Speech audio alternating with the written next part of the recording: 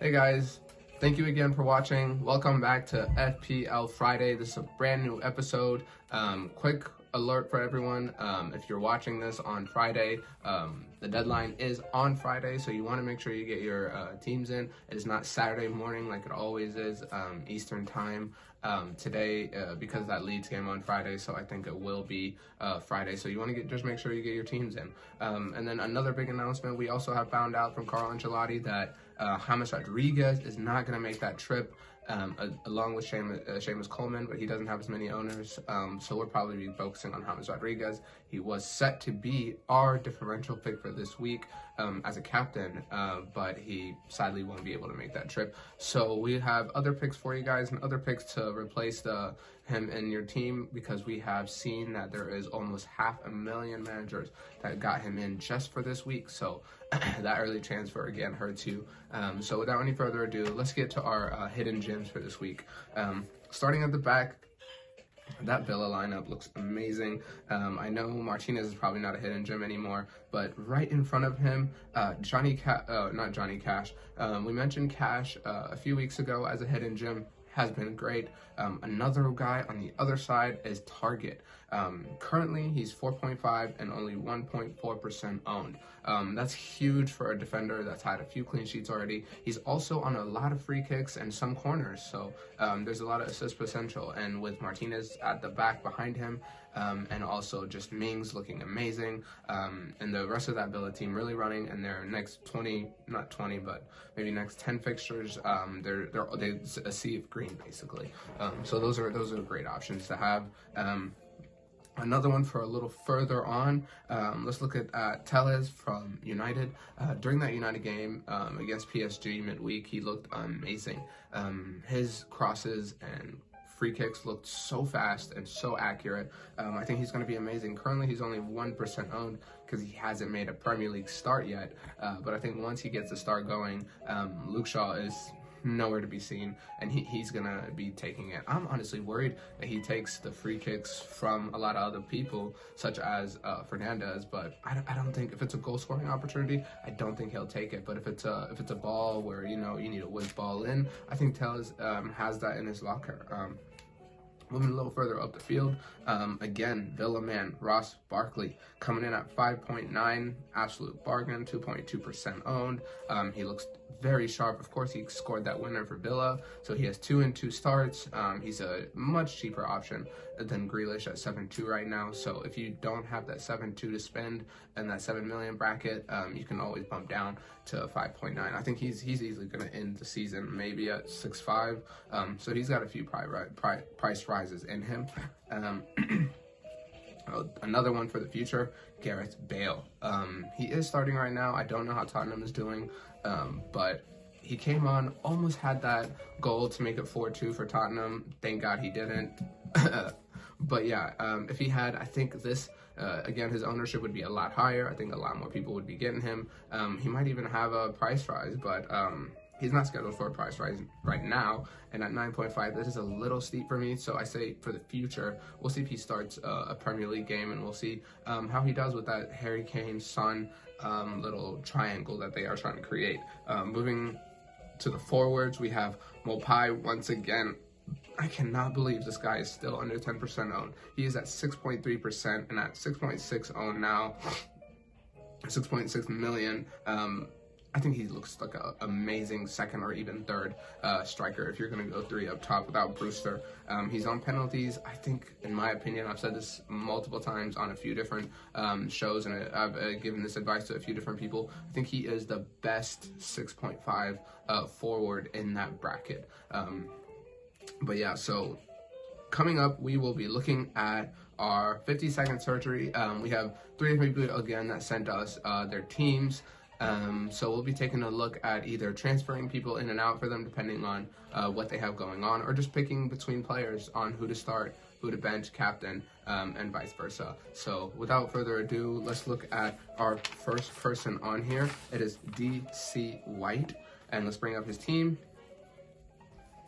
Okay. This to me looks like a really good team. Again, let's start with the big news. Rodriguez is out, so I would definitely try to get someone in for him. I would get Chilwell in for his attacking options, and as well as McGinn. I would sell De Gea. That's a lot of money that you have back there that is basically being wasted. You can always get, another 4.5 if you are about the rotating, or just a 4.0 if you want to stick with Martinez, which looks like a solid pick at the moment. Moving on, this is from Peter. This looks like another really balanced team and defense, honestly. It's a little pricey. I would say try to upgrade on Potence. He did look good, but I don't like that he's being subbed every 50, 60 minutes. I don't want that to be the norm. He gets 60 minutes, barely gets, a clean sheet if they even have it, and then Traore comes on to finish off the game. So not looking the best for him moving forward. If he is your fifth option, that's fine. But if he is your third or fourth midfielder, I'd be worried. Jorginho as your fifth option is amazing. Of course, he's on penalties. And then, of course, Kane, Jimenez, Dominic Calvert-Lewin. That's going to be the standard staple for a lot of people's front line. I know people might be dropping Jimenez, but I think he's very reliable. So moving on to Mohamed. I would definitely start Justin over Mitchell. I think this Mitchell had his last day of starting with Van Aanholt coming back. Again, huge news, Rodriguez is out. So if you need to take a -4, I would say do it to find a replacement. If not, I would say bring in Justin, obviously bring in Kyle Walker-Peters. If you don't want Rodriguez to be just sitting on the bench, again, go back to Ross Barkley. McGinn is also another wonderful option. Click from Leeds. I know Harrison is out from Leeds, so Costa, Bamford. That also makes them all great options. And I also have a very sneaky suspicion if you want to go, if you don't have a lot of money, Milner, Henderson. I think they'll be playing because Fabinho is going to be dropping in center back. So that's a wonderful option. And that right there is your 15-second surgery. Coming up, we'll be looking at our team, how we did, and we'll also be looking at our captain option for this week.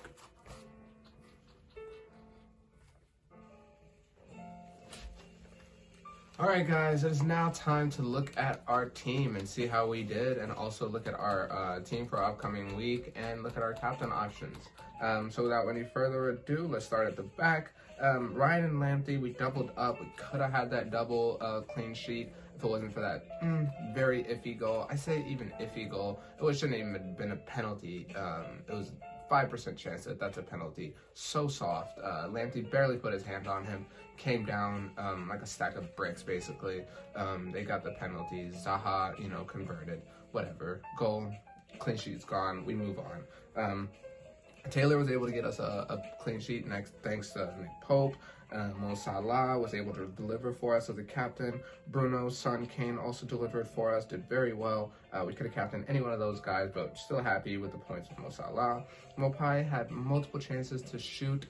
He did not. I don't know what's wrong with him. I think the signing of Danny Welbeck might push him on.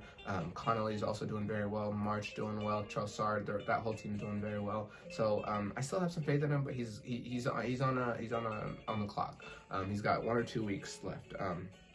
And obviously, Dominic Calvert-Lewin coming good for us, scoring once again. And then on our bench, we still had McCarthy, so we'll probably be rotating them in and out for this coming week. I'm still not sure who to start yet.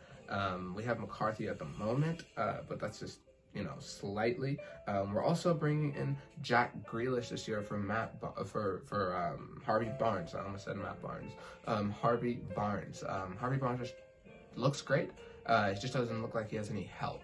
We'll see how Madison does when he comes back. I know Jamie Vardy was hurt last week too. Nacho didn't look good. Perez didn't look good. Pratt was the only other one that really looked good from that Leicester team. So we'll see how he does. But for now, we're going to go with Grealish. He has the most chances created in the Premier League, most touches in the box, looks very much a threat, always in the bonus points. So need I say more? And we're also bringing in Kilman for Dunn. Dunn got us that, 0.1 whatever price rise. But I just want to see if I can get in on this guy very early. I know it seems a little childish, honestly, even for -4 for a player that I'm not even going to play. But let's say they get another clean sheet. and you know, one or two people are going to try to be getting him in. Price rise might go up. Then I could just stick him on my bench. Any one of those Wolves guys get hurt, he should be the first name back on. But even if they don't, he could keep his place. So you never know. So let's get to our captain options for this week. We have Mo Salah, of course, top of the list, along with Kane and Son. Just some numbers for you guys in that order. Mo Salah has 6 goals, Kane has 5 goals, Son has 7 goals. The XGs, Mo Salah has 3, Kane has 4, Son has 2 XG.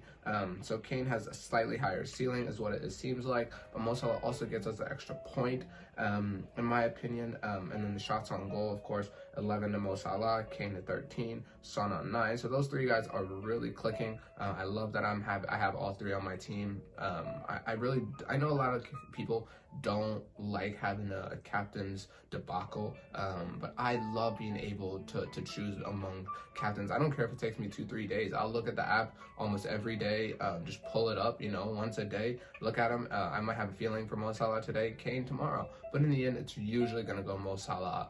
Even this week at home, playing a rusty looking Sheffield United team. So, and then of course, standout, you know, left fence, dark horse, as you may say, captain is Dominic Calvert-Lewin. Guy still looks amazing, along with Jack Grealish, also looks amazing for this week. Let's start with Dominic Calvert-Lewin. The bad things, no Rodriguez, no Richarlison. The good things, no Rodriguez, no Richarlison. He might be on penalties. It could be all about him instead of playing through James and Richarlison. It could be more just crossing balls in, sitting deep, and letting him counter attack with Iwobi, and so on.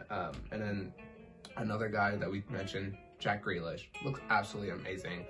We already mentioned his stats, so the guy looks great. And those are honestly your captain's options for this week. But of course, there are a lot of other ones, but those seem to be the best options. I want to thank you guys again for watching the video, for sharing, for liking. Please tell your friends, or honestly, tell your friends about the advice, and then also tell them to check out the YouTube channel. I know you probably don't want them to beat you, but we're definitely going to help you guys beat your friends.